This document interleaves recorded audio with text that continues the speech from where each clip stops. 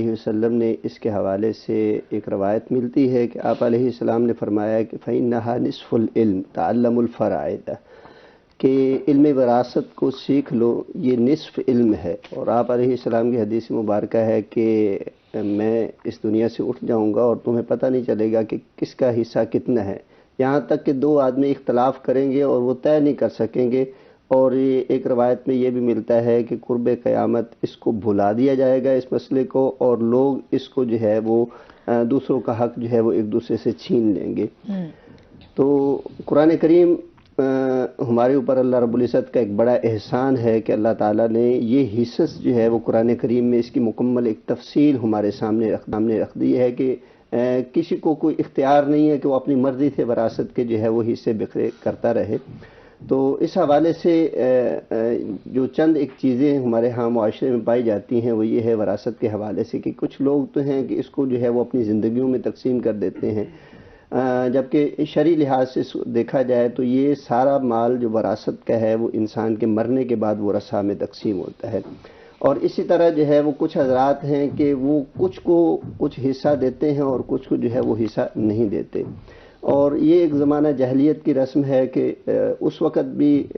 کچھ جو ہے وہ طور طریقے اور پیمانے انہوں نے معاشرتی طور پر سیٹ کیے ہوئے تھے کہ جو سب سے بڑا ہوتا تھا ان کو وراثت کا حصہ دیا جاتا تھا، یا وہ حضرات جو جنگوں میں شریک ہوتے تھے ان کو وراثت کا حصہ دیا جاتا تھا، یا وہ حضرات جو اپنے ماں باپ کی خدمت کیا کرتے تھے ان کو وراثت کا حصہ دیتے تھے، باقیوں کو محروم کیا جاتا تھا۔ وراثت کے حصے اس وقت بھی طے تھے،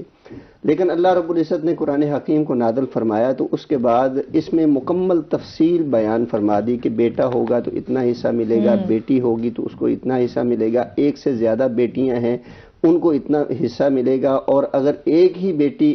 ورثاء میں شامل ہے تو اس کو کتنا حصہ ملے گا، ماں باپ کے لیے کتنا ہے، بیوی کے لیے کتنا ہے، شوہر کے لیے کتنا ہے، دیگر رشتہ داروں کے لیے جو ہے وہ کتنا ہے۔ اب اس کی ایک جو لاجک ہمیں سمجھ آتی ہے نا کہ اللہ تعالیٰ نے اس کے حصص جو ہے وہ کیوں مقرر فرما دیے، اس کی ایک بات جو ہے وہ ظاہری طور پر اور فطری طور پر یہ بات سمجھی جا سکتی ہے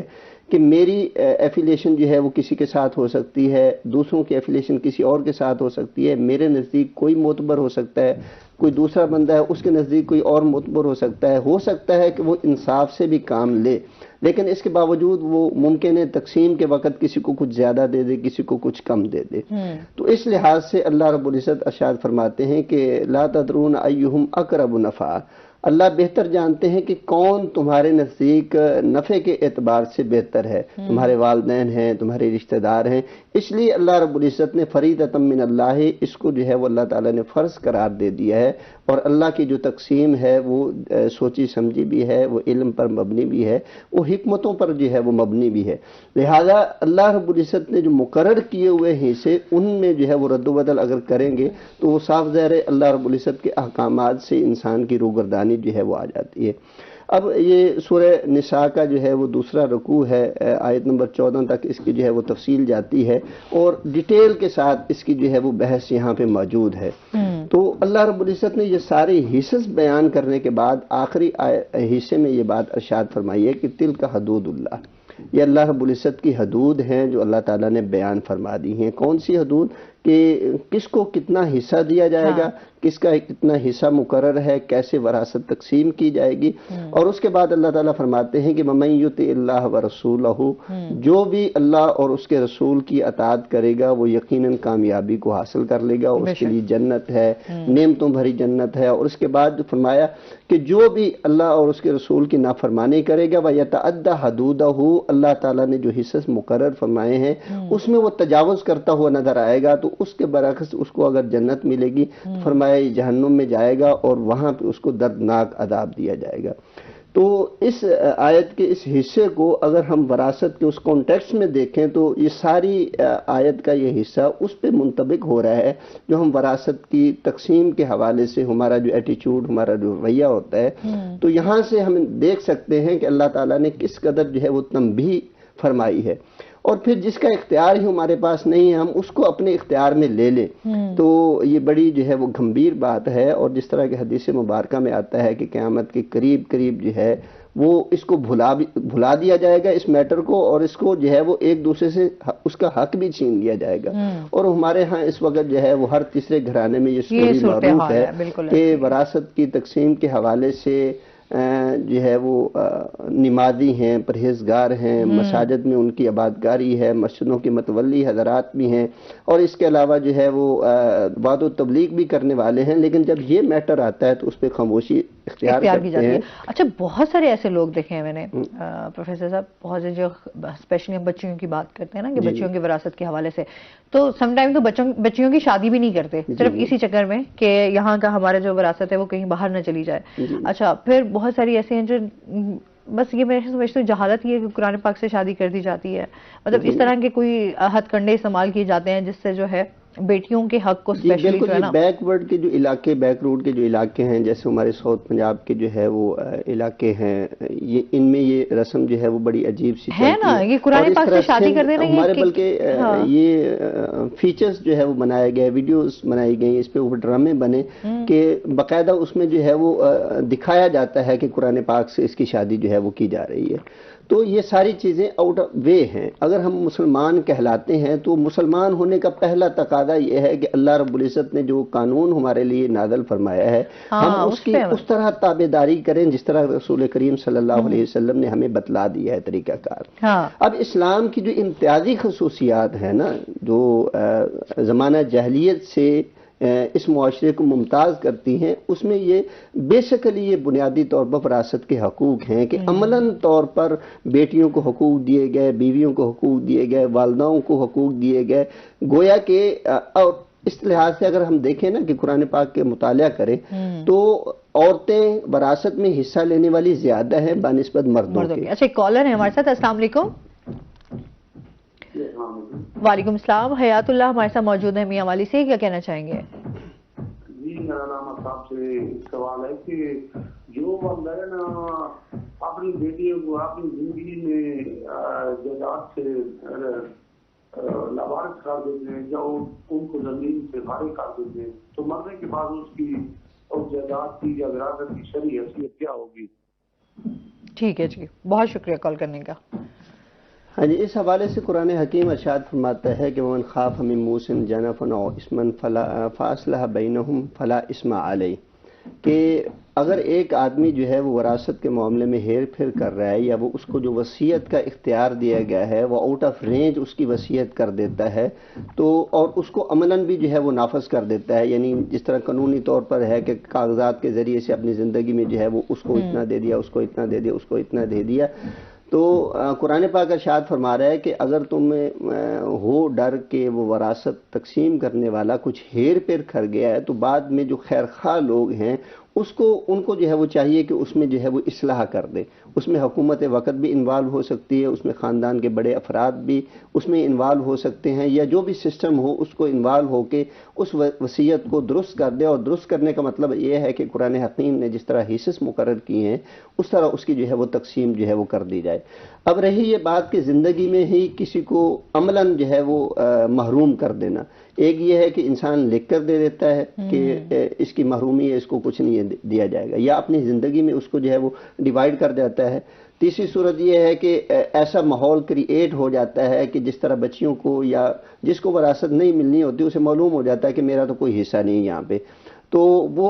خود بخود جو ہے وہ اپنی انڈرسٹینڈنگ جو ہے وہ ڈیولپ کر لیتے ہیں کہ ہم جو ہے وہ یہاں اس گھر کا حصہ ہیں، مگر والدین کی اولاد بھی ہیں، بھائیوں کی بہنیں بھی ہیں، لیکن ہم وراثت کے معاملے میں ان کے ساتھ ہمارا کوئی تعلق نہیں۔ صحیح۔ تو یہ بات اچھا، اس کی ایک شکل یہ بھی ہے کہ کچھ جو ہے وہ والدین ایسے ہوتے ہیں کہ ان کی اولاد اگر نافرمان ہوتی ہے، ان کی مرضی پہ ان کا رشتہ نہیں کیا، ہاں جی، ان کی کہنے میں نہیں، ان کی باتوں میں نہیں، یا ان کے وہ ایٹیچیوڈ جس طرح بھی ہے وہ اس میں اخبارات میں اشتہارات دے دیتے ہیں، آق نامہ جس کو جو ہے وہ کہا جاتا ہے کہ میں اپنی زندگی میں جو ہے وہ اس کے ساتھ میرا کوئی تعلق نہیں، میں اپنی وراثت میں اپنے معاملات میں اس کو جو ہے وہ بالکل اپنے سے الگ کرتا ہوں۔ اب یہ ایک اشتہار آ جاتا ہے اور اس کی بنیاد پر ہمارے کورٹ کیسز بھی ہیں کہ اس کو سہولت دے دی جاتی ہے، جیسے کہ ان کے وہ کرمنل اگر ہوتا ہے تو اس کو جو ہے وہ پیرنٹس کو پکڑتے نہیں، اور چلا تو یہ میں سمجھتا ہوں کہ شاید اس کی وجہ یہ ہے کہ آق نامہ کیوں شروع ہوا، لیکن اب جو ہے وہ چھوٹی چھوٹی باتوں پہ جو ہے وہ آق نامہ دے دیا جاتا ہے۔ اچھا، پہلے تو تھا کہ بیٹوں کو دیا جاتا تھا، بیٹوں کو دیا جاتا تھا، بیٹیوں کو ایسا نہیں کیا جاتا تھا. اب یہ سسٹم بیٹیوں کے حوالے سے بھی آ رہا ہے اور اسی طرح بیویوں کے حوالے سے بھی آ رہا ہے، بہنوں کے حوالے سے بھی. اس میں آ گیا نا کہ جتنے بھی اب اس تو میں شرعی لحاظ سے دیکھا جائے تو اللہ رب العزت ارشاد فرماتے ہیں کہ ہر مرنے والے کے لیے ورثاء جو ہیں ان کے لیے بیٹے کا بھی حصہ ہے، بیٹی کا بھی حصہ ہے، اور وہ حصہ ہے جو اللہ رب العزت نے مقرر کیا ہے. صحیح. اور اسی طرح جو ہے ان مقرر کیے ہوئے حصوں میں اگر ہم رد و بدل کا اختیار نہیں رکھتے تو چاہے اولاد جتنی مرضی نافرمان ہو جائے ہم اس کو جو ہے وہ اس سے وراثت سے آگ نہیں کر سکتے. لیکن ہم اگر عدالتوں کی طرف جیسے رجوع کرتے ہیں یا پھر ہم وہاں جاتے ہیں تو وہاں پر بھی تو یہی آپ کے اس میں آ جاتا ہے کہ اگر ایک بندہ آپ کے اس میں جائیداد میں آپ کو نہیں دینا چاہتا، وراثت کا حصہ نہیں بنانا چاہ رہا، جی جی تو وہ نہیں بننے دیتے. نہیں وہ بننے بس وہ عدالتوں کا معاملہ شاید کچھ لحاظ سے کچھ ڈیفرنٹ کیا ہوا ہے. اس میں جو ہے کہ جو 1960-61 میں آئے تھے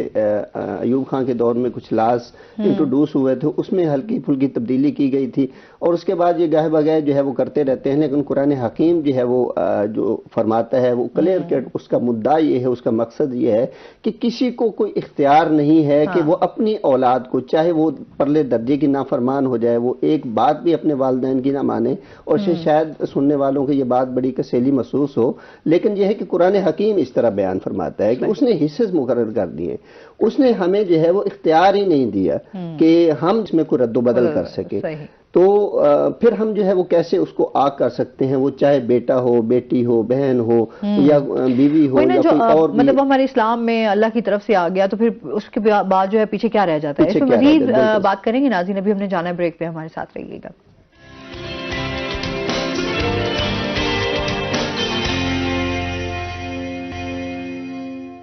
یہ بات کرتے ہیں نا کہ وراثت کے حوالے سے، جس طرح ابھی بیٹی ہے، جی جی اچھا سم ٹائم ہوتا ہے کہ جب پیرنٹس کہہ دیتے ہیں کہ اچھا جیسے بھائی کو اپنی وراثت میں دینی ہو تو سم ٹائم کہتا ہے یار اپنا حصہ بھی جو ہے آپ بھائی کے نام لگا دیں. اور بہت ساری بہنوں کے کہ اچھا جی کسی کی شادی کرنے جا رہے ہیں یا کچھ بھی اس طرح ہے، یا بھائی ہی کہہ دیتا ہے کہ اچھا آپ کو میں جو ہے وہ چند اس میں عوض جو ہے کچھ اور دے دوں گا، جو آپ کی وراثت ہے یہ میرے نام آپ کر دیں. اس کے حوالے سے بتائیے کیا حکم ہے، یہ کیا ہے؟ عام طور پر اسٹیٹکس دیکھے گئے ہیں اس حوالے سے کہ بیٹی حق سے کیوں محروم رہتی ہے. ہاں تو میں جہاں تک میرے علم میں کچھ باتیں آئی ہیں، کبھی ویسے بہن کہہ دیں نا بھائی اپنا حق مجھے دے دو، اس میں جو سمجھتا ہوں کہ سب سے زیادہ اس میں حائل اس کی ماں ہو رہی ہوتی ہے کہ ماں والد کو قائل کرتی ہے کہ نہیں یہ بیٹے کا حق ہے، اس کو دے دیا جائے، اس کو دے دیا جائے. اور اس کی ایک مثال رسول کریم صلی اللہ علیہ وسلم کے دور میں ملتی ہے. ایک صحابی رسول ہیں، ان کی 2 بیویاں تھیں، تو ایک بیوی نے اسے قائل کیا کہ میرے بیٹے کو ایک غلام دے دیجیے. اس وقت غلام بھی پراپرٹی میں ہوا کرتے تھے، تو انہوں نے ایک غلام اس کو دے دیا. تو جب دوسری نے کہا اچھا میرے بیٹوں کو کیوں نہیں دیا، تو اللہ کے نبی صلی اللہ علیہ وسلم تک جب وہ معاملہ پہنچا تو آپ علیہ السلام نے فرمایا کہ آپ نے اس بیٹے کو غلام دیا، کہا میں نے ہبہ کیا ہے، تحفۃً دیا ہے، وراثت نہیں دی. تو آپ علیہ السلام نے فرمایا کہ تو نے باقی اولاد کو بھی دیا ہے حصہ تو یا ہبہ کیا ہے؟ کہتے ہیں نہیں. فرمایا کہ یا تو اس سے واپس لے لو یا پھر یہ کہ ان کو بھی دو. یہاں سے ایک اصول ہمیں ملتا ہے کہ اگر ہم اپنی زندگی میں اولاد کو کچھ دینا چاہتے ہیں تو وہ برابر چاہے وہ بیٹا ہے یا بیٹی ہے اس کو برابر دے. یہ نہ ہو کہ ایک بندہ دیکھتا رہ جائے کہ اس کو تو دے دیا مجھے نہیں دیا، ایک اولاد میں سے ایک کی شادی پہ کروڑوں خرچ کر دیا، ایک پہ کچھ نہ کیا، ایک کو جو ہے وہ اتنا زیادہ دے دیا، دوسری کو کچھ نہ دیا. جہیز کی مد میں جس طرح کیا جاتا ہے، اور جہیز دے دیا تو کہا کہ ہم نے آپ کو جہیز دے دیا، آپ کی وراثت نہیں بنتی. تو ہم نے آپ کو گولڈ دے دیا، آپ کی وراثت نہیں بنتی، حالانکہ اس سے زیادہ گولڈ وہ بیٹے اور بہو کو جو ہے وہ دے چکے ہوتے ہیں. تو یہ تضاد میں سمجھتا ہوں کہ اسی وقت کم ہو سکتا ہے جب اللہ اور اس کے رسول صلی اللہ علیہ وسلم کے دیے ہوئے ٹائم فریم پہ آئیں گے، اسی ٹائم ٹیبل کو جو ہے وہ فالو کریں گے، اسی جدول کو جو ہے وہ فالو کریں گے، تو پھر ہم بچ سکتے ہیں. ورنہ ہو سکتا ہے کہ میری محبت بیٹے کے لیے غالب آ جائے، بیٹی کے لیے غالب آ جائے، دوسرے کے لیے غالب آ جائے، تو یہ معاملات جو ہے وہ درست ہوتے ہیں. ہاں یہ ایگزامپل بہت پائی جاتی ہے کہ بیٹی کو کہا جاتا ہے، بہن کو کہا جاتا ہے کہ اب شرم نہیں آئے گی تجھے بھائی سے لوگی جگہ، بھائی سے پراپرٹی لوگی. بھائی کبھی نہیں کہے گا کہ اچھا کوئی بات نہیں. نام لے لے تو کہا جاتا ہے اچھا تجھے تو تیرے تو پیٹ میں درد ہوتا رہتا ہے، تو تیری نظر بھائی کی پراپرٹی کے اوپر ہے، تو یعنی یہ ایک وہ ایگزامپل ہیں یہ معاشرے میں ہونے والی ایک تلخ حقیقت ہے۔ ایک تو یہ باتیں، یہ جو باتیں ہیں کچھ دیر کے لیے کہی اور ختم ہو گئی، لیکن وہ معاملہ جو اللہ کی عدالت میں پہنچنے والا ہے، کہ وہ معاملہ جس کے بارے میں اللہ فرمائیں گے کہ یہ تو میں نے نافذ کیے تھے، یہ اسی طرح نافذ العمل ہے جس طرح نماز کا حکم ہے، جس طرح زکوٰۃ کی ادائیگی ہے، استطاعت کی صورت میں حج اور زکوٰۃ کی ادائیگی اور پھر روزے کی ادائیگی، یہ جو بیسک ارکان ہے اسلام کے، اسی طرح یہ بھی اللہ رب العزت نے فرض کیا ہے۔ اچھا، بات پھر یہ ہے کہ اللہ تعالیٰ 2-3 جگہ پہ وراثت کے معاملے کو بیان کرتے ہوئے فرماتے ہیں کہ فریضۃ من اللہ ان اللہ کان علیما حکیما، کہ یہ اللہ تعالیٰ کی طرف سے فرض ہے اور اللہ جانتا ہے، بہتر جانتا ہے، حکمت بھی جانتا ہے کہ اس نے یہ کیسے حصص بنا دیے ہیں۔ تو پھر ہم جو مرضی سوچتے رہے، اس طرح مجھے اموی دور کا ایک خلیفہ، 2 خلفاء گزرے ہیں، تو مجھے ابھی نام سکپ ہو رہا ہے، تو ان میں سے ایک خلیفہ تھا جس نے اپنے بیٹوں کو کئی 100 دینار اور گھوڑے ان کی وراثت میں آئے تھے، ان کی اولاد میں، اور دوسرے ایک خلیفہ تھے جن کو منیمائز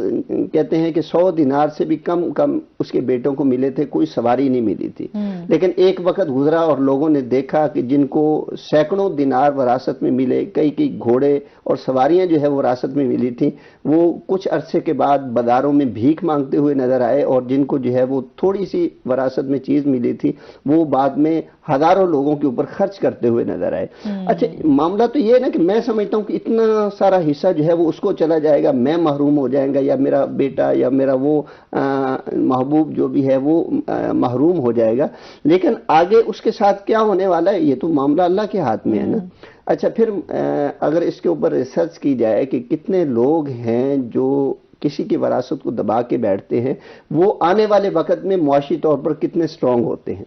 اور وہ لوگ جو محروم ہوتے ہیں وہ معاشی طور پر آگے کتنے سٹرونگ ہو جاتے ہیں۔ میں اپنے گھر کی بھی مثال دے سکتا ہوں کہ ہمارے والد صاحب اگر وہ محروم ہوئے ہیں تو ہم باقی چچاؤں کے مقابلے میں کتنا آگے ہیں یہ لوگ آج باتیں کرتے ہیں۔ تو یہ چیز ہے کہ اللہ رب العزت تو کمپلسیٹ کرتے ہیں، اس میں کوئی شک نہیں، اور سب سے بڑا کمپلسیٹ یہ ہوگا کہ کل قیامت کے دن اللہ رب العزت اس کا جو ہے وہ حق دلائیں گے، اس وقت دینے لینے کے لیے ہوگا، انسان کی نیکیاں ہوں گی اٹھا کے دے دی جائیں گی، ہاں جی۔ اور اس معاملے میں اچھا ایک تو یہ ہے نا کہ بیٹیاں خاموش ہو گئیں، بہنیں خاموش ہو گئی، کچھ یہ ہیں کہ آئے روز اس کے گھر کے چکر لگاتی ہیں۔ اچھا، لڑائی جھگڑے بھی ہوتے ہیں نا بہت زیادہ، دیکھیں نا قتل و غارت بھی ہو جاتی ہے، اس پہ مزید بات کرتے ہیں۔ ہاں جی بالکل، اس پہ مزید بات کرتے ہیں۔ ناظرین، ابھی ہم نے جانا ہے بریک پہ، ہمارے ساتھ رہیے گا۔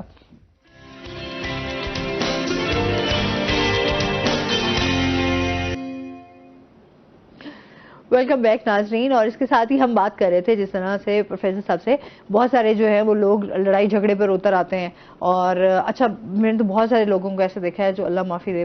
ایک دوسرے کے اوپر گولی میں چلا دیتے ہیں، قتل بھی کر دیتے ہیں۔ اچھا، اسلام پہ وہ کہتے ہیں نا یہ یہ کئی طرح کی پریکٹس چلتی ہیں، ایک پریکٹس نہیں ہے۔ اچھا، عیدین کے اوپر جو ہے وہ ہزاروں کا گفٹ بھیج دینا بہن کی طرف، شادی جب بہن کے بچوں کی شادی ہوتی ہے تو اس پہ جو ہے وہ کھانے کا خرچ اٹھا لینا، یا اس کو جہیز کی مد میں کچھ پیسے دے دینا۔ اس طرح دیہاتوں میں جو ہوتا ہے سال میں 2 دفعہ فصل اترتی ہے، ہر جب فصل اترتی ہے تو اس فصل سے جو ہے وہ کچھ پیسے یا کوئی چیز، کچھ چیزیں جو ہے اس طرح کی، ان کے گھر گئے، اچھا جی آپ کے گھر فرنیچر کی کمی ہے، فرنیچر بنوا کے بھیج دینا، اچھا جی وہ واشنگ مشین نہیں ہے وہ لے کے بھیج دینی، فریج نہیں ہے وہ جو ضروریات کی چیزیں ہیں۔ اس طرح پھر اگر بہن مطالبہ کر لیتی ہے کہ نہیں مجھے وراثت چاہیے، اچھا بہن نہیں کرتی وراثت مطالبہ، جب ان کے بچے ہو جاتے ہیں نا پھر بچے کرتے ہیں، یوں ہی ابھی وہ وراثت سے مطالبہ کیا پھر وہ تانے دینا، ہم نے فلاں کچھ دیا، فلاں کچھ دیا، فلاں کچھ دیا، جو کہ صلہ رحمی ہوتی ہے۔ وقت ایسا آ گیا، آپ کی بات کاٹ رہی ہوں، اب تو یہ دور بھی چلا گیا کہ بہن کہے ایسا نہیں مانگتی، اب تو میرے خیال میں خاوند مجبور کر دیتے ہیں جاؤ اپنے گھر بیکے سے جو ہے وہ حصہ لے کر آؤ۔ وہ میں سمجھتا ہوں کئی معاملات میں وہ اپنی حق بجانب بھی ہوتا ہوگا کہ ایک چیز ہے کہ وہ اب بچے جب ہو جاتے ہیں نا تو پھر بچوں کے لیے تو ماں بھی برابر ہے، وہ بھی برابر ہے۔ باپ کا بعض اوقات یہ پلی ہوتی ہے، کئی جگہ ان کو جب سمجھایا جاتا ہے بھی آپ اپنے گھر کیوں خراب کر رہے ہیں، کہتے ہیں جب میرا سب کچھ میرے بچوں کے لیے تو میری بیوی کا اس کے بچوں کے لیے کیوں نہیں ہے، اس کے بھتیجوں کے لیے کیوں ہے؟ تو یہ ایک لاجک جب آ جاتی ہے تو پھر اچھا وہ جو نا میکا اور سسرال والی جنگ میں بیچاری عورت پس جاتی ہے، یہ معاملات ہے۔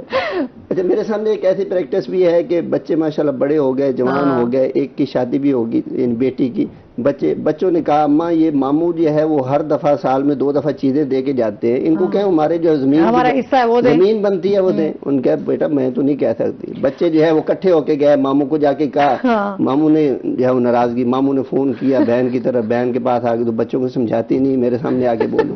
ماموں نے کہا کہ بچوں نے کہا کہ ماموں ہم نے زمین لینی ہے، دے دیں گے تو نہیں ٹھیک ہم کورٹ میں جائیں گے۔ وہ سال پورا کہتے رہے، اس کے بعد وہ کورٹ میں گئے، کورٹ کے ذریعے وہ ڈیوائیڈ ہوگی زمین۔ تو وہ اس طریقے سے وہ پھر آنا جانا ایک دوسرے کی فوت کی شادی بیاہ پہ وہ سارا کٹ آف ہو جاتا ہے۔ یعنی کتنے مسائل جو ہے وہ جنم لیتے ہیں ایک اللہ رب العزت کے حکم کی نافرمانی۔ اچھا آپ نہیں سمجھتے کہ اگر ایک والد حیات ہے اور وہ اپنے اس میں جب تک وہ حیات ہے اسی دوران جو ہے وہ اپنی جائیداد جو ہے وراثت جو ہے وہ اپنے بچوں کے نام کر دے، بجائے کہ وہ یہ کہے کہ اچھا جب آپ بستر مرگ پر ہوں اور پھر آپ کہیں گے جی اب میں جو ہے فلاں بچوں کے نام۔ نصیحت کر سکتا ہے کہ میری جو ہے وہ جائیداد جس طرح میں شریعت نے مقرر کی آپ اس طرح دیں۔ ہاں کچھ حصہ جو ہے وہ مال کا اس کی کل پراپرٹی کا ایک تیسرا حصہ ہے وہ والد کو اختیار ہے، اس کو وصیت کر سکتا ہے، وہ اس کے رشتہ داروں میں جو کمزور ہیں اس کو بھی دے سکتا ہے۔ اس طرح اگر اس کو پوتا ہے، نواسی ہے، کوئی اور رشتہ دار کو غریب ہے اس کے لیے بھی وصیت کر سکتا ہے۔ وہ اپنے تیسرے مال کی کسی رفائی ادارے کے لیے بھی وصیت کر سکتا ہے، تو وہ دے سکتا ہے۔ لیکن جو مقرر حصے ہیں وہ تو مرنے کے بعد ہی تقسیم ہو۔ قرآن جو کہتا ہے مطلب اگر جیتے جی وہ آپ جیتے جی آپ دے سکتے ہیں، جیتے جی دیں گے لیکن اس کو جو ہے پھر برابر تقسیم کریں گے، بیٹے کو بھی اتنا دیں گے بیٹی کو بھی اتنا دیں گے۔ اچھا ٹھیک ہے، مطلب بیٹی کا پھر اتنا پراپر ہے۔ ایک نقصانات بھی ہیں کہ اگر اپنی زندگی میں وہ تقسیم کرتا ہے تو جب وہ بچے ہر کسی اپنی اپنی پراپرٹی لے لے گا تو باپ کہاں جائے گا، وہ نقصانات ہیں۔ اس لیے جو شریعت کی روح ہے وہ یہ ہے کہ وراثت اسی وقت بنتی ہے جب مورث جو ہے وہ فوت ہو جائے اور ورثاء جو ہے وہ حیات ہوں گے، اس وقت وہ وراثت جو ہے وہ عمل میں آئے گی۔ اور یہ وہ پراپرٹی ہے، وہ جائیداد ہے کہ جس میں ایجاب و قبول بھی نہیں ہے۔ جس طرح کہ ہم کسی کوئی چیز لیتے ہیں دیتے ہیں بغیر سگنیچر گواہ فلاں فلاں، یہ ایسا مال ہے کہ جو آٹومیٹک اللہ رب العزت نے بنا دیا ہوا ہے سسٹم، اس کے کھاتے میں جانا ہی جانا ہے۔ صحیح۔ تو اس کے لیے ہمارے جو ہے وہ